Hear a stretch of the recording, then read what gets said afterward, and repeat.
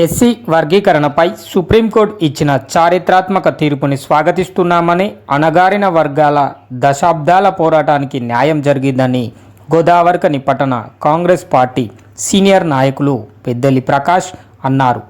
SC వర్గీకరణ కోసం CM Revanth Reddy అలుపెరగని పోరాటం చేస్తున్నారని, ఎస్సీ వర్గీకరణతో ఎంతో మందికి లబ్ధి చేకూరుతుందని వారు వివరించారు. ఈరోజు భారత సుప్రీంకోర్టు ఈరోజు ఇచ్చిన తీర్పు ఈ యావత్ దేశమంతా ప్రజలందరూ కూడా దళిత వర్గాలన్నీ కూడా స్వాగతిస్తూ ఉన్నాయి. ముఖ్యంగా మరి గత 30 సంవత్సరాలుగా నుండి కూడా ఈరోజు మందకృష్ణ మాదిగ గారి పోరాట స్ఫూర్తితోటి మరి ఇక్కడ ఉన్న దళిత వర్గాలందరూ కూడా ఎస్సీ ఎస్టీ ఉపకులాల్లో సముచిత స్థానం, సమాన జనాభాకు వారి జనాభా ప్రాతిపదికన రిజర్వేషన్లు దక్కాలనే ఒక ఉద్దేశంతో అనేక విధాలుగా పోరాటాలు చేసిన ఫలితంగా ఈరోజు మరి నిన్న అత్యున్నత భారత న్యాయస్థానం supreme court judge CJ DY Chandrachud ఆధ్వర్యంలో ఒక ధర్మాసనం 7 జడ్జిలతో కూడిన ధర్మాసనం చారిత్రాత్మకమైన తీర్పు ఇవ్వడాన్ని మేము స్వాగతిస్తున్నాం, అభినందిస్తున్నాం, హర్షిస్తున్నాం.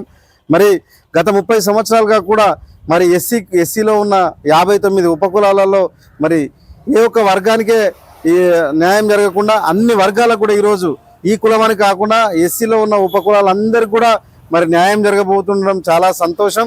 విద్య వైద్య రంగాలలో మరి ఈ యొక్క రిజర్వేషన్లు ఎంతో మేలు కలుగుతూ ఉంది. అన్ని అట్టడుగు వర్గాల జాతులకు కూడా మరి ఈ యొక్క ఆర్టికల్ 14 అనుసరించి ఈ యొక్క వర్గీకరణను మరి చేయడం తొందరగా ప్రభుత్వం ఏర్పాటు చేస్తుందని ఆశాభావం వ్యక్తం చేస్తున్నాం.